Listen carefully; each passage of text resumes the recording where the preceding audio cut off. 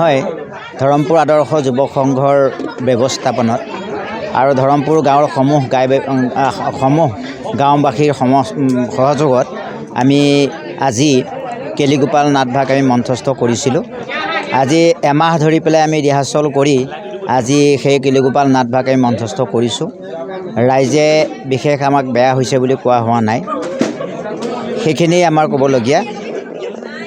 আৰু আমাৰ আজি যি ৰাস উৎসৱ উদযাপন আমি কৰিলোঁ, আমাৰ ৰাইজে বহুত আমাক উৎসাহিত কৰিছে, বহুত দৰ্শক আহি পেলাই আমাক উৎসাহিত কৰিছে।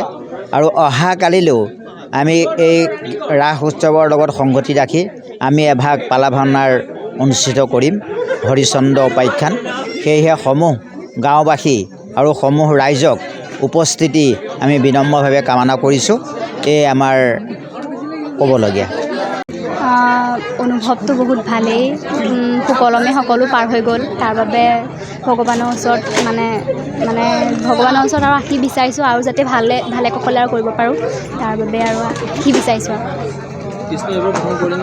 হয় এবাৰ প্ৰথম কৰিছোঁ।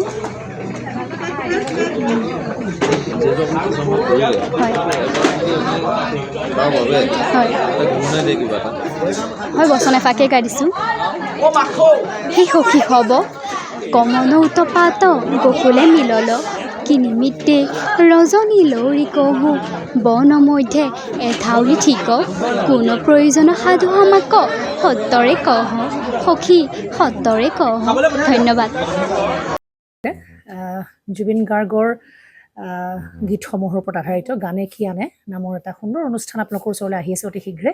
অহা 15 আগষ্টৰ পৰা ধেমাজিৰ পৰা প্ৰথম অডিশ্যন আৰম্ভ হ'ব, আৰু সেই অডিশ্যনৰ যোগেদি বিভিন্ন কণ্ঠশিল্পীসকলে যিসকলে এই অনুষ্ঠানত যোগদান কৰিব বিচাৰে, তেওঁলোকে এই অডিশ্যনৰ যোগেদি আগবাঢ়ি আহক। আৰু জুবিন গাৰ্গৰ বহুত ভাল লগা গান আমি সদায় শুনি আহোঁ, আৰু আপোনালোকৰ যদি ভাল লগা গান থাকে, জুবিন গাৰ্গৰ আপোনালোকে গাই ভাল পায়, তেন্তে অডিশ্যনত যোগদান কৰক। মোৰ ফালৰ পৰা আন্তৰিক শুভকামনা থাকিল এই সম্পূৰ্ণ অনুষ্ঠানটোলৈ। ধন্যবাদ।